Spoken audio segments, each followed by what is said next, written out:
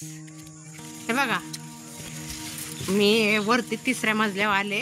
मला खालनं ना हा वरती खिडकीने गेलेला एक वेल दिसला. मी म्हणलं कशाचा तरी गावचा वेल असेल, म्हणून म्हणलं आता त्याला तोडून खाली फेकावा.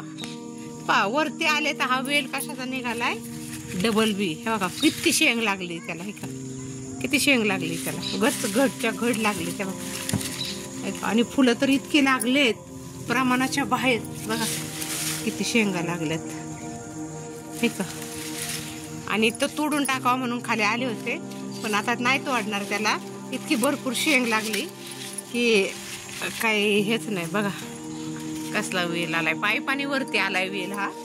आणि आता ह्याला शेंगा बघा, बघा हे शेंगा, हे का इतक्या शेंगा लागल्यात डबल बीच्या. आणि फुल पण भरपूर लागलंय, खूप छान. ते आता तोडू पण वाटा नाही. आता हा डबल बीचा वेल आहे. आता काय तोडायचं का ठेवायचं आहे आता काय माहिती. मी आता विचारते खाली सासूबाईंना की हा वेल तोडून टाकू का खाली. जर तोड म्हणल्या तर तोडून टाकणार, पण वाईट वाटतंय. खूप शेंग लागली त्याला, ठीक आहे, खूप शेंग लागली.